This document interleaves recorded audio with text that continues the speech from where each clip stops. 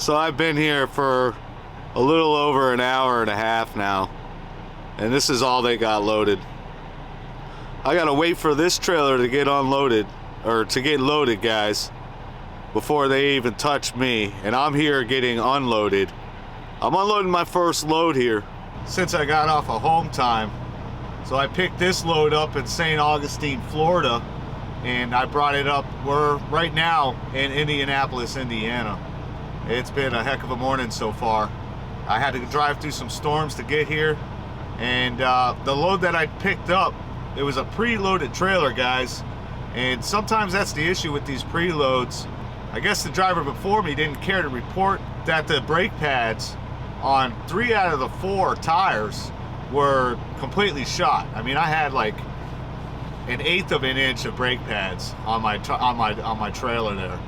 So I spent 2 days getting that taken care of. That's how long it took me. Yeah, 2 days. The first place I went to told me they had brake pads, and then come to find out after 5 hours of waiting there, they don't have brake pads. And then I had to, I went to another place and waited half a day for them to actually change out my brake pads on the trailer. So we finally made it here, and as you guys can see, it's gonna be a slow process. A message has arrived. Sorry about that. It's gonna be a slow process of them getting this guy loaded up so I can get unloaded. And I don't even have room to take off my tarps right now, you know? So I gotta wait till this guy moves so I can even start untarping and unsecuring my load. So my next load is gonna be taking me, it looks like I'm picking up in Columbus, Indiana, and then I'm gonna be dropping it at the Laredo terminal. Again, I guess Laredo likes me. They want me there, it seems like every other load. So yeah, I don't know exactly what I'm picking up yet. It is a tarp load though, guys, and yeah, I'll get back to you when I get to the shipper. Here we are at Cliffs over here in Indiana. So I'm going down there to get loaded up. Looks like steel tubes is what I'm picking up. Yeah, I hope this goes a lot smoother than my last load. You know, I guess you got to have that crappy week coming off home time to make up for the good time you have while you're out there on home time. So, of course, this place requires full PPE. No big deal. But yeah, I checked the weather. It's going to be snowing here tomorrow, which will be Friday here in Indiana, around the Indianapolis area. But I'm going to be gone. So I'm going to be taking, let's see, we're going to be taking 65 south and then going down to 40, shooting that over to 30, through Dallas, through San Antonio, through Austin, back down to Laredo, guys. So the weather so far, it's calling for clear weather, and hopefully it's an enjoyable drive.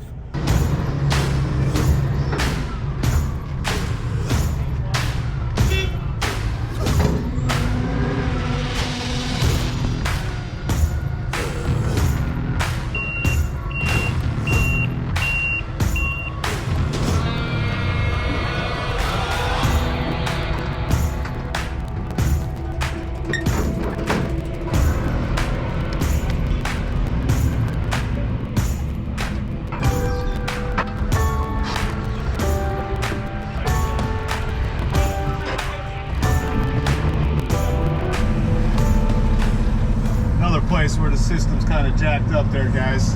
So I pull over here. First I was on the other side of this building off to the right. The shipping office is way over here, and they told me to come over here. They want me to secure over here, but yet their tarping station is way back where I came from. But like I said, their shipping office is right over here where I'm at. I can't get my papers until I go all the way over to the right side of the building, or the left side, depends on how you look at it, and tarp my load. Then I got to drive all the way back over here to get the paperwork. That's just kind of stupid if you ask me. But whatever. So yeah, this is where I'm going right now. I understand the sign says wrong way, don't enter, but I'm entering. Because I don't want to throw my myself on drive status by having to hit that main road just to get over to the tarping station.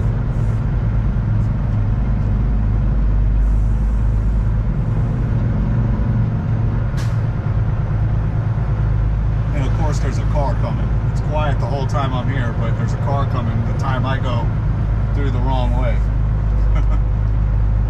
That's all good.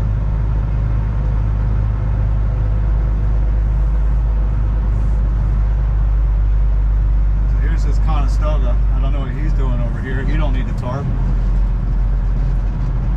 And then on top of that, you know, they want you to wear your safety harness and all that other stuff to get on the load. I'll show you guys the load when I get inside here.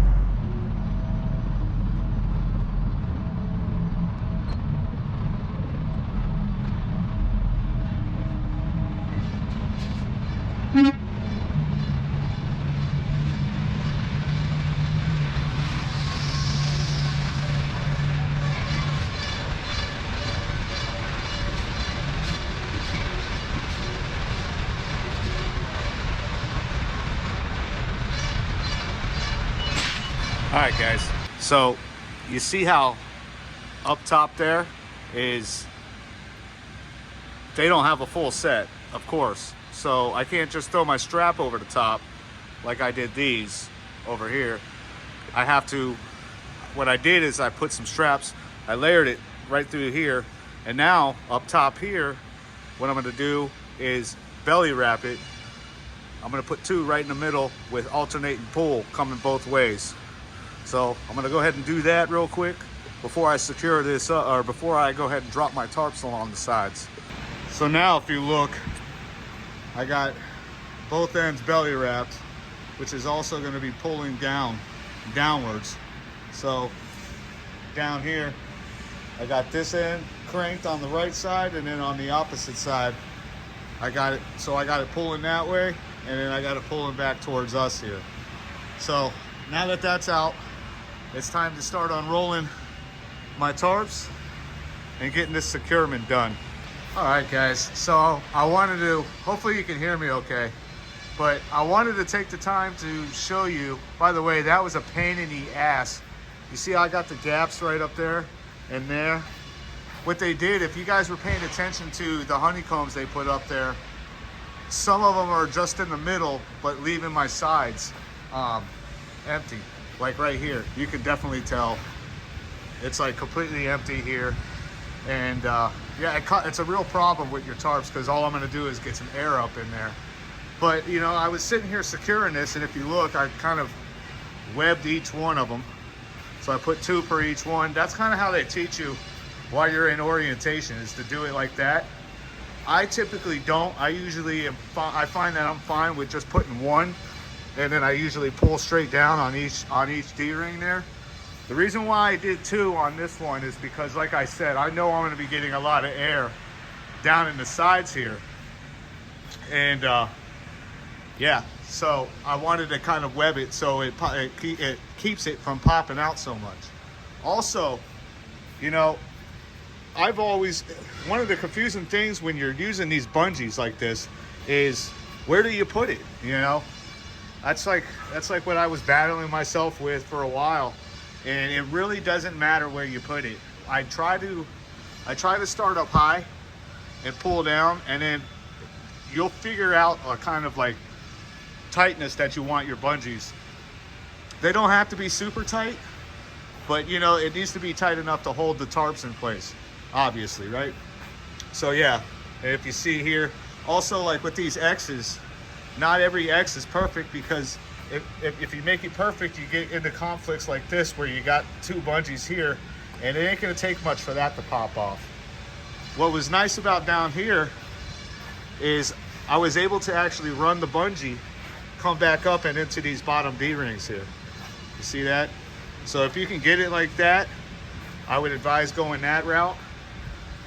But yeah, what a pain in the ass. So what I'm gonna do to wrap this securement up here, guys, is I'm gonna throw a 2-inch band, 2-inch straps right now. I'm gonna throw it over to the tops where the seams are. So I got a seam here, Like, I'm not worried about if that little piece of blue kind of flaps, but I'm gonna throw a 2-inch strap right there on that side. And then same thing right here. I'm not worried too much about that black part because I know my blue tarp went all the way over. So I'm gonna put a 2-inch strap right over there and secure that. And God help me, I got this back here. It's a pretty even back, so I feel pretty confident. But man, you know, my backs and my fronts, they definitely need work. So let me work on that and I'll get back with you guys. Look at that. So that's the front, not too shabby. And then this is what I was talking about, guys. So there's my 2-inch strap going right there. Like I said, I don't care if the rest of that blue tarp overhangs. And then over here, what I did, I changed my mind on this one because I'm not too sure how far that blue tarp goes into the black one. So I play it safe. I got enough room there to secure it. And yeah, I got a question for you guys. Leave it in the comments. Some of these, let me find an example like this one right here. Do you guys ever put them just straight down and have it hook up? I'm a little worried.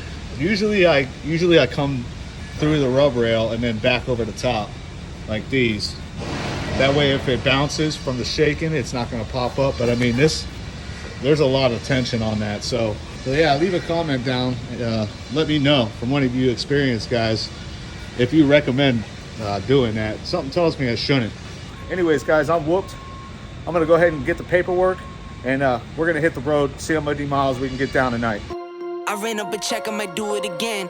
Enemies close, had me thinking they're friends. 10 toes down, I'll be free until the end. Crib outside the city, I don't feel safe in my hands. Took so many years, I'm just waiting for the wins. I'm in debt to no one but the one who took my sins. I do it for real, there's no reason to pretend. If I do it once, I do it again. Add it up, bankroll, euro, peso, add it up. I'm just doing me, everything is on me. Oh, you matter what? Add it up, bankroll, euro, peso, add it up. I'm just doing me, everything is on me. Oh, you matter what? Add it up. Told her if it's all me, everything is on me. Gon' back it up. Matter what? Told you I'ma do me. Why you hating on me? It's not adding up. I do roll like a Mack truck. Country heart, I might cop a farm and go act up. Lot of scars, I was cold-hearted, now I'm backed up. Keep it real, I do this once a month, I don't rap much. I just take the money and go stack up. Only buying car to get tatted up. All that other bull, it don't matter much. You only climb me, I put the ladders up.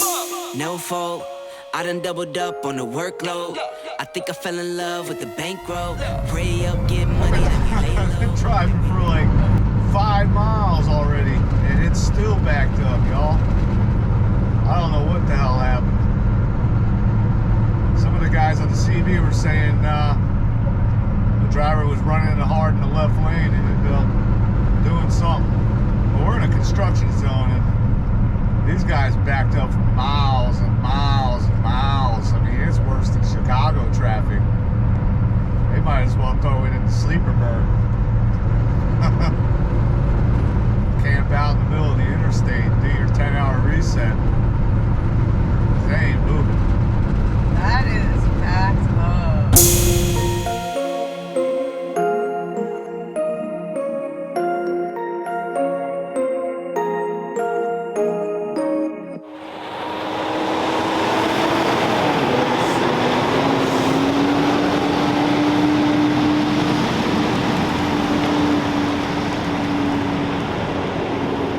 Good morning, guys.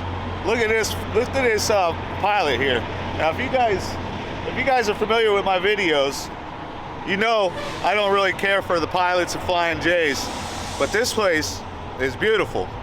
So here's my load. It's all still intact. Everything's still looking pretty good. I've already done my pre-trip for today. Last night, by the time I got out of there, I only had 6 hours to run with 1,350 miles to go to get to the final, guys. Look at over here. I mean, this is nice. This is a nice big pilot. So I only had 1,350 miles to go to get to the final, guys. My goal was to get to 1,000 miles. That way I could do 500 a day, 500 tomorrow, and I'll get there by Saturday evening. I got that goal. I got about 1,050 miles to go. So I'm gonna go ahead and bang that out today. But yeah, I wanted to talk to you. You know, this pilot right here, you guys might want to log it down. It's off of exit 143 on Interstate 40, and it's in between Nashville and Memphis. So if you guys are familiar with it, you already know what I'm talking about. You know, I pulled in here late last night and there was still plenty of parking. That's very unusual. But yeah, if you don't know what I'm talking about, definitely check it out when you're coming through here, guys. So yeah, I'm gonna go ahead and log my pre-trip, and we're gonna hit the road and see what we can get into today. So here we are at the Loves, out here in Little Rock. Got Brandy down there. She's cleaning my windows for me. She's a good helper. And currently fueling up, guys. Let's see, my fuel solution says we need 114 gallons. I'm curious to see how much 114 gallons is going to cost us with today's fuel prices. So yeah, it's cold out here, guys. I just heard one of my nozzles disengage, and then I got this little flap part here. I'm gonna have to tuck that under there and fix that before I take off. And everything else seems to be pretty good with my load though so far. What I plan on doing is doing my pre-trip here, getting some fuel, guys, and then I'm gonna figure out where I need to stop for the night. I'm gonna try to find me a mom and pop truck stop because I get a little tired of fighting for spots on the rest area or trying to illegally park somewhere at one of these major truck stops here. But yeah, hopefully we got some better weather for tomorrow too.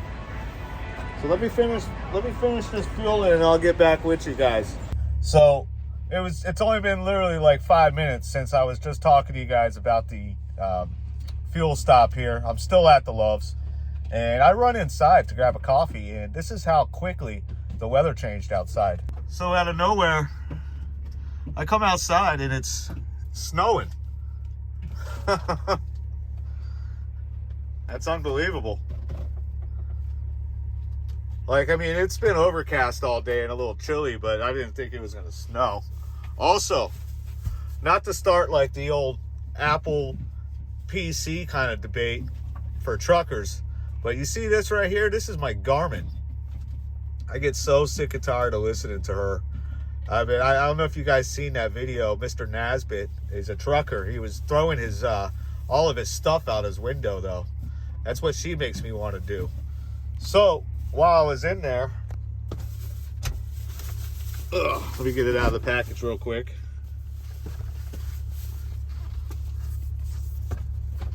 I decided to replace her. So I got the Overdrive 8 Pro. So my question to you guys, leave your opinions down in the comments. Which ones do you like better? You a Ray McNally guy, or are you a Garmin guy? Or girl? It all depends. But yeah, let me know. So I'm going to hook this up, check the weather, because this is kind of random. And yeah, we'll go from there. So you guys saw how my morning started out today. It was beautiful out. Beautiful. And how to go from that to this? Where'd be that? And it's coming down. It's getting to the point where I can't even see outside. I mean, this snow, it's been overcast all day, right? But I mean, maybe it would have rained, but I wasn't expecting the snow at all. And of course, we got a full stop up here.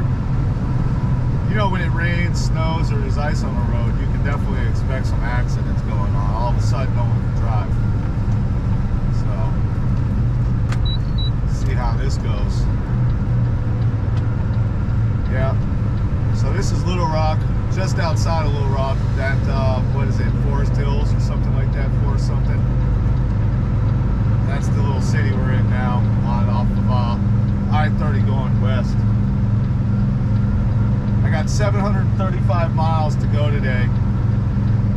I'd really like to at least get it to, you know, like 620, something to where I could definitely make it to the terminal running tomorrow.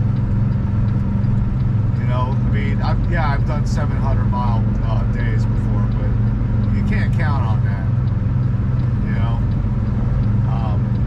I know low to mid sixes I can definitely make it. So I need to do at least another 100 miles. And if it keeps up like this, I just don't see me doing it, guys. I don't see me doing it. Can you guys see anything? I don't really expect you to answer me. But yeah, I can't see nothing out here. Like I said, it would be nice to at least do another 100 miles, but I think I'm gonna have to shut it down over here. I got a truck stop I found called JJ's Truck Stop, about 4 miles. Trucker Path reports that it's got plenty of parking. It's a mom and pop truck stop, like I told you guys I wanted to stop at. So I'm gonna shut it down there. Hopefully it clears up and I can ride tonight. But if it don't, it don't, you know.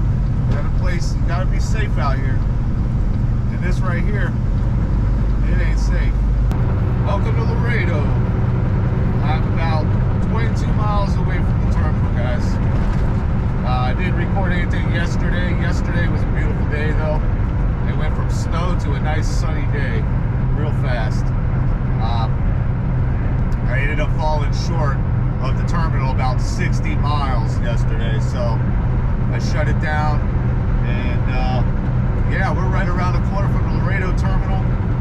Plan on using one of their vehicles, do some shopping today, clean out the truck, stuff like that.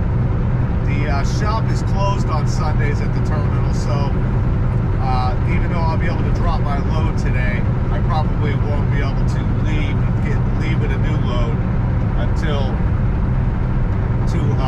tomorrow morning. So yeah, I'm curious to see where they send me, and it seems like they're keeping me bouncing around from, like, they'll send me from the Laredo terminal going west towards like California, back to the Laredo terminal, and then from there up to like, what is it, Kentucky area, back to the Laredo terminal. So hopefully they get me out of this lane. I've been in it for about a month now, and yeah, I mean, I'm OTR, not regional, so hopefully they get me out of the lane. They send me somewhere up north. I haven't been to Iowa in forever. You know, I'd like to go to Iowa. I don't know if I really want to go right now, though. I mean, it is still kind of winter time up there. So anyways, I'll get back to you guys when I get to the terminal. All right, guys, that's going to do it for this video. I got the Melton van here, and we're gonna head into the mall, do a little shopping, and then go across the street and do some grocery shopping. I hope you enjoyed the content. If you like it, hit the like button, subscribe, and I'll see you guys in the next one. Take care.